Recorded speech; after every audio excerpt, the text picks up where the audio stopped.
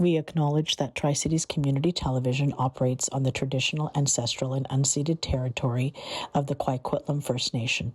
We thank the Coquitlam who continue to live on these lands and care for them along with the waters and all that is above and below.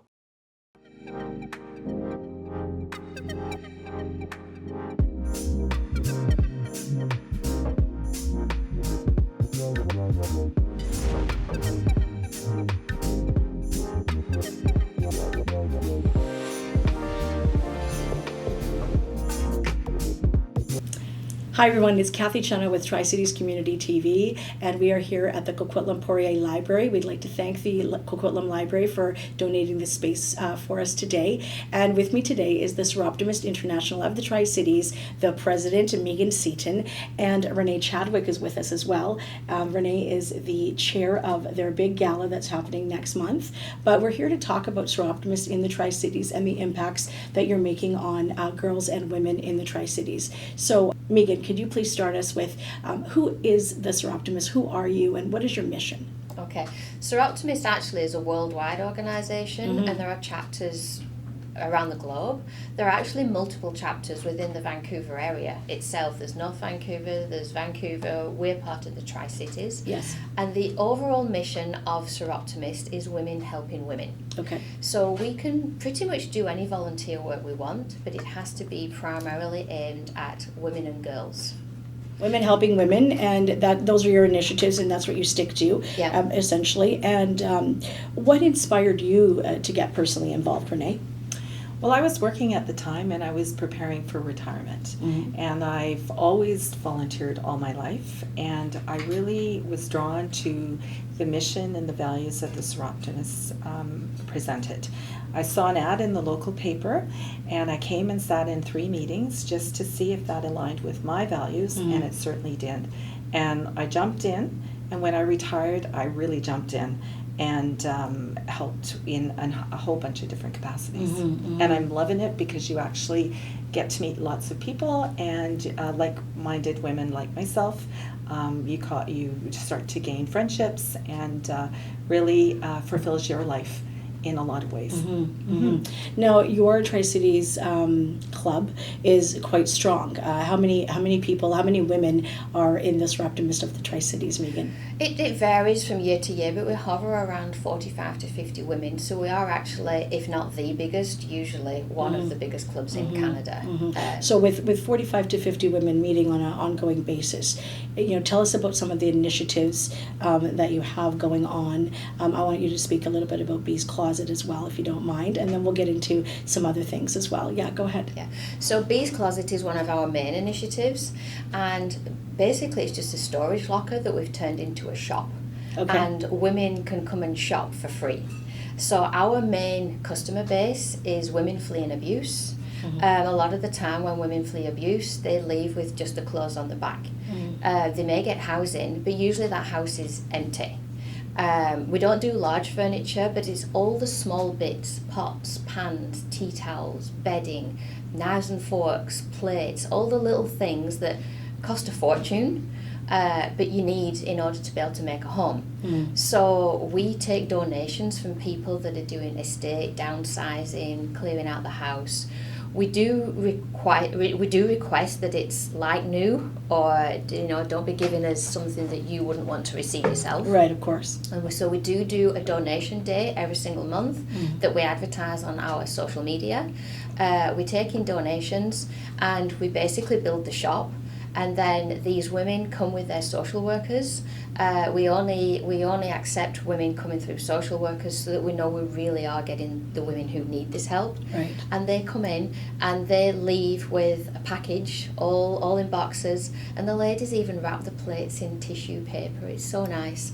And they get to go home with several boxes of stuff to make a home. And so we quite often have some little toys or blankets, and when the children come in, they'll see a teddy bear that they like and they get to go home with that. And in addition to women fleeing abuse, another one of our main clients is teenagers aging out of foster care. They hit 18, they're out, And where do they go next? they got nothing. Yeah. And so again, they come to us, we get them set up. We have a quilting guild that make handmade quilts for us, so that these women get to go home with something that's handmade and something special, in addition to all the bits and bobs to make a home. How many people do you think you're impacting in the Tri-Cities by doing this? Do you have some numbers for me, Renee? Do you know? Through Bee's Closet, we impact over 450 people on an annual basis. And people come back to bring they come full circle sometimes when they're able to bring back their clients, and they were recipients of Bee's Closet years ago. And Megan has a wonderful story that was just recently shared with us in regards to coming back full circle. Yes, there was a lady that had been a recipient, she'd been feeling abuse, she'd been a recipient a couple of years ago, and she was so excited because on our donation day, she rushed up and said to one of our volunteers, like, I was a recipient a few years ago, and now here I am, I'm giving back. And so the volunteer said she didn't care what was in the back of that car. She was taking it because it was just such a moment. And she said they were all crying because just to get the full circle, coming back, having been the recipient and now the donor, was so empowering. Yes. That's what we're doing. Sorry, go ahead. I'm sorry. We've also had a situation where somebody came back and a woman came back and gave us cleaning supplies, 2 containers of cleaning supplies, because that was the most important thing that she got when she first needed to set up home. And she came back and she knew how important that would be to somebody that's just setting up a household. Right. You take these things for granted that we have at home ourselves. Let's talk about the kids that are aging out. You just touched on it briefly. What are you doing for those kids that are 18 now and they're coming out of foster care? We talked about women that are fleeing, and you want to try to set them up as best as you can. Of course, you're just doing your part. It's a small part that you're doing in the sense of what you're giving them, but the impact, I think, is huge. Let's talk about the youth. Yeah, so with the youth is when they hit 18, the age out of foster care, and quite often the government will help get them a place to live, and then the social, but it's empty. And the social worker brings the youth with us, and the same thing, they get to come and they get to choose things. And you can imagine what an 18-year-old wants is very, very different to what a 50-year-old would want. And I do think it means so much that they can come and choose what is in the store, because there's different colours of bedding, there's different colours of towels and plates, and they can come and get something that maybe looks a bit trendy and a bit funky that younger people would want. And again, we have had the youth come back and say that with us giving them the homemade bedding, it just means so much that someone actually put hours of effort into something that they then get to take home and make a nice bed with. I want to talk about some more stories a little bit later. I have a story for you guys as well, which is kind of interesting. But tell me about some of the key initiatives that the chapter is running locally. Like besides bees, what else are you doing in the community for the girls? Okay, so we've got Warm Place for Women, which is the first Thursday of every month, and it's in the Kinsman Hall. And it's an opportunity for over 85 women and their children to come in and have a hot meal. And that's something that they look forward to every month, because in some cases their money doesn't go that far in regards to a nutritious, well-balanced lunch.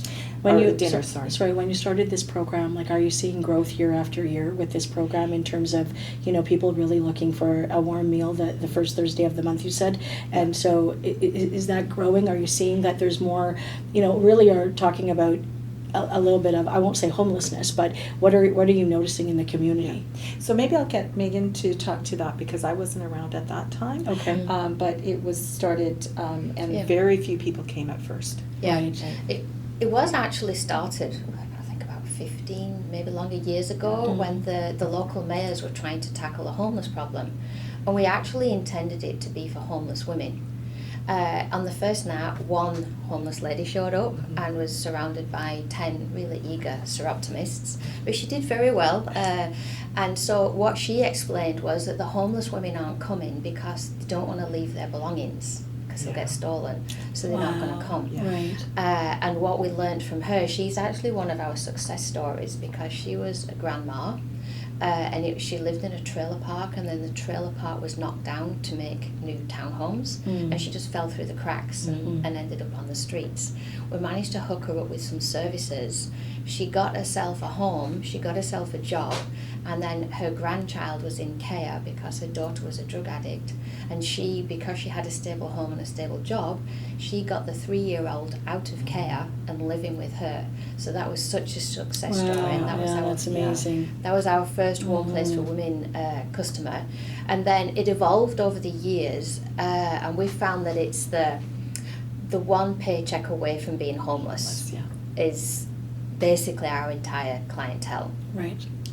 So technically they are not homeless, but No. one mistake or one event, Or one extra bill that you're not, they are. that you're not expecting, right? Yeah. And it's not that we're particularly growing because we're maxed out.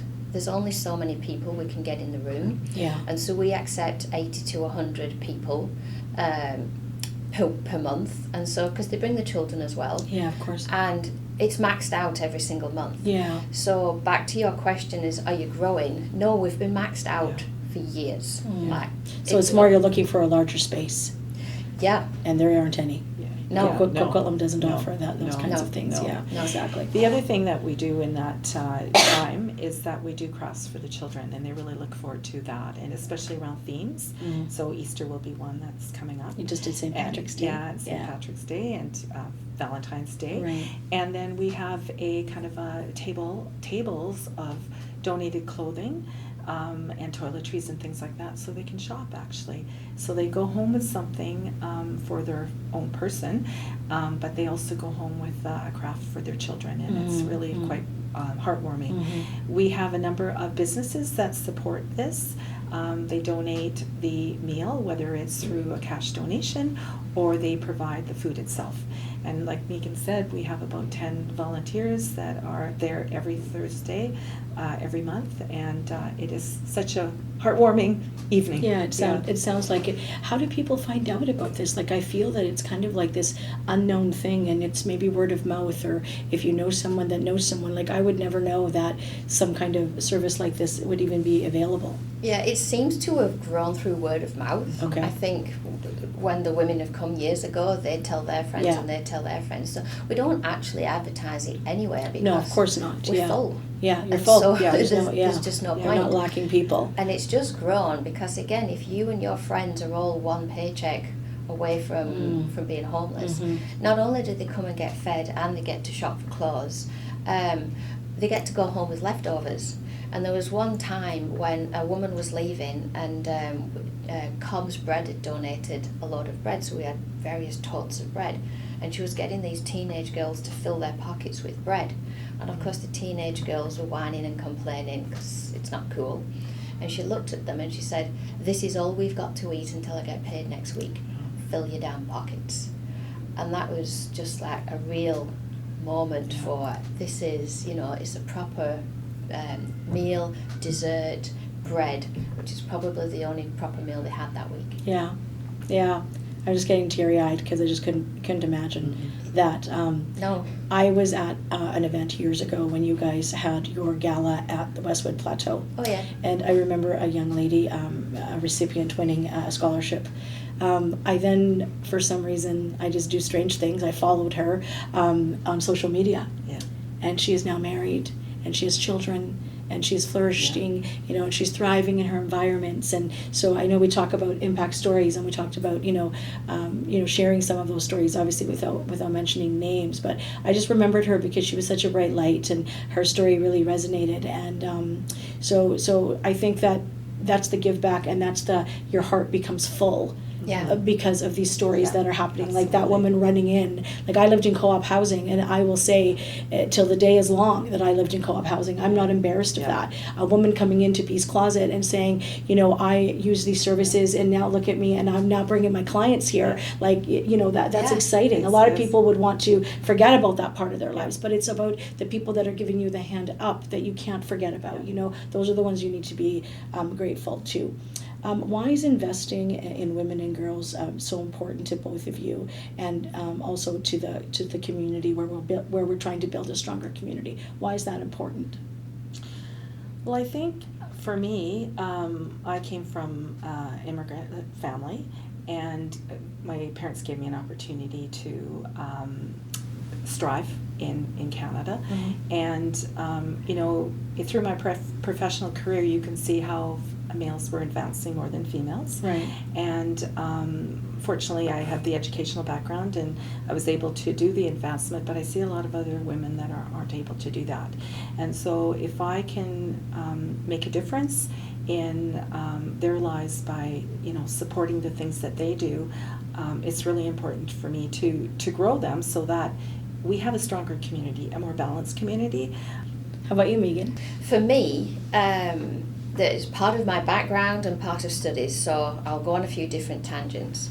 Study after study has shown is when you lift women, you lift a community. Yeah. And it's not just been one study, there's been various studies done through communities throughout the world, that every time you've gone in and you've educated and you've lifted women, the society lifts, the village lifts, the country lifts, depending on how big a scale it is.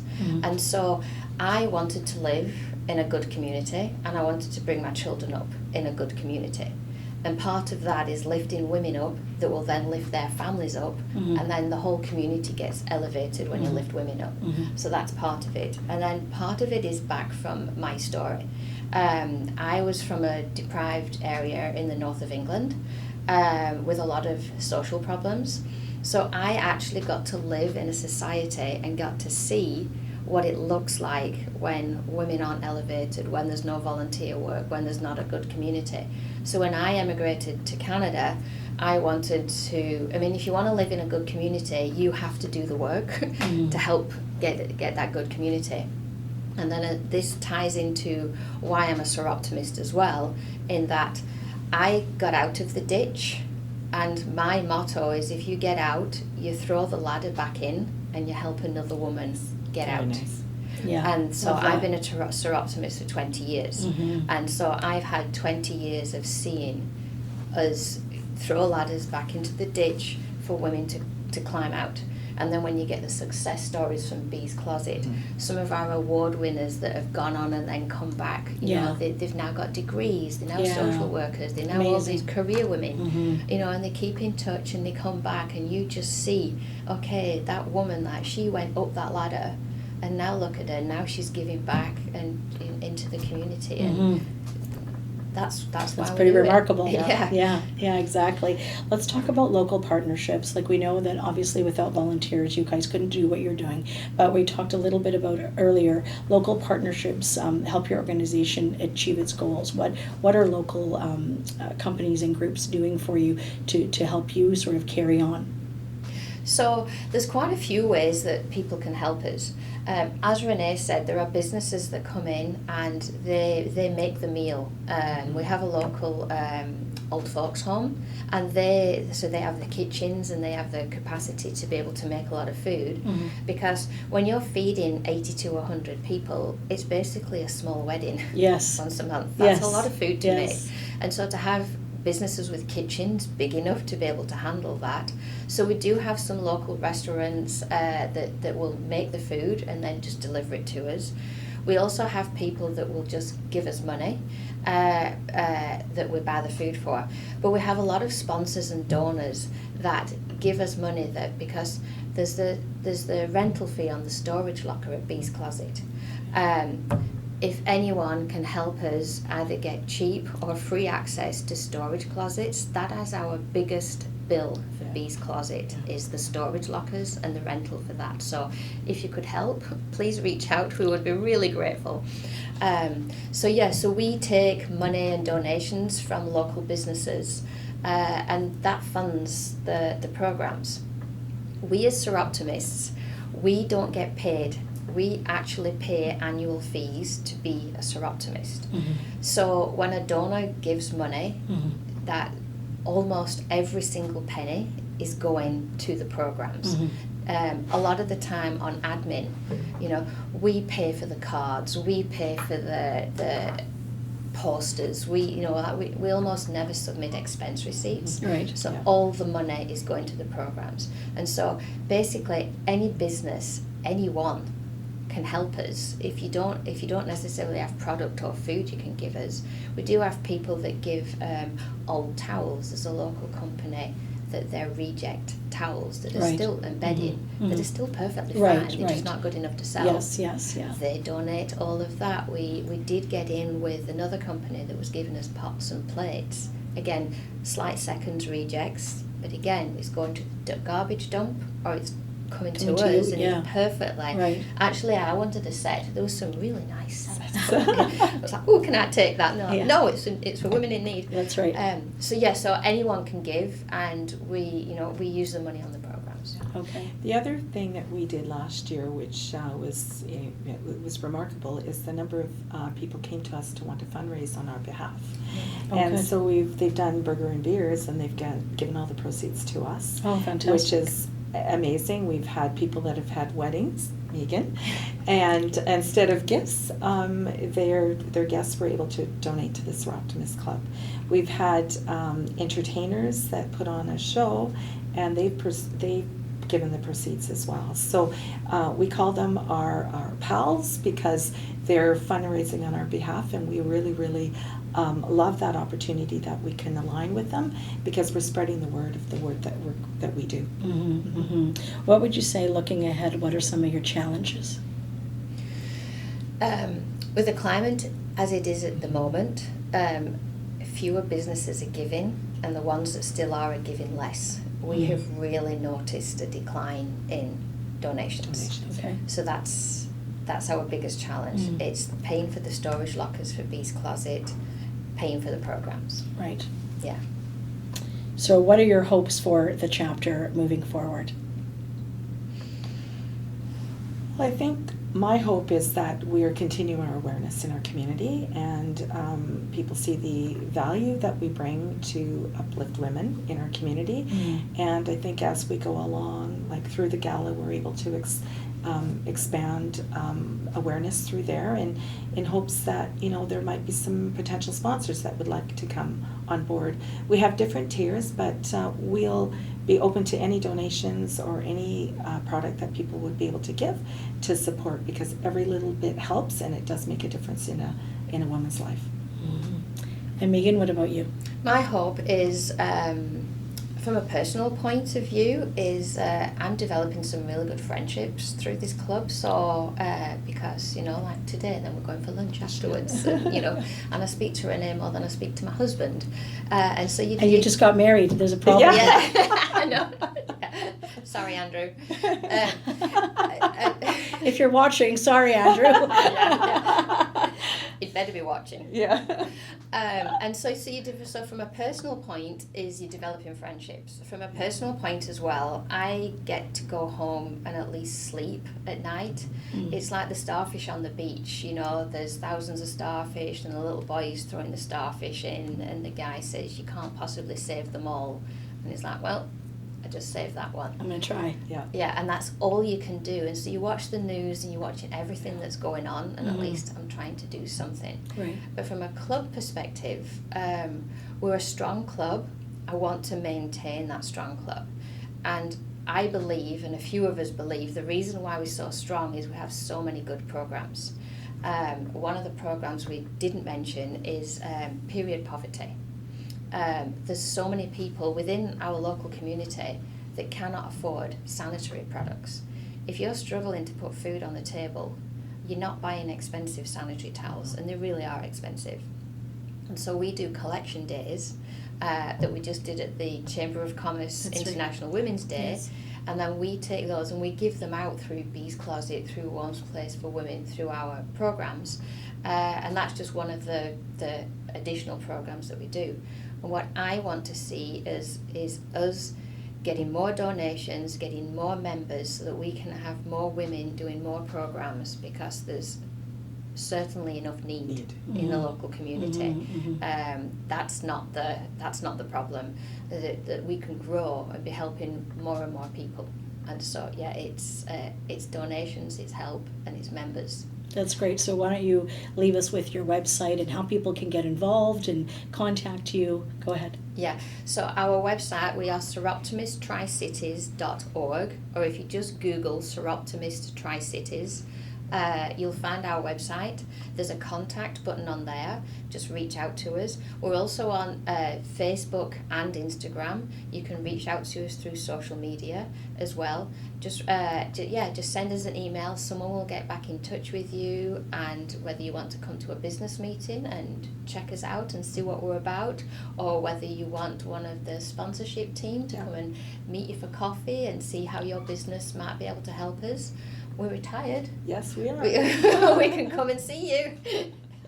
Well, that's great. Thank you so much, ladies. It's been a joy to hear more about Soroptimists and what you guys are doing in the community. It's really making a difference. I hope you both know that. I'm Cathy Cena. We were talking to the Soroptimist Club of the Tri-Cities today. And if you are looking to get involved in helping women and girls in the community, please do reach out to them on their website. And no person should go without. Remember, if you've given a helping hand up, pass that along to someone else. Don't leave them in the ditch and give them that ladder. Thanks so much for watching.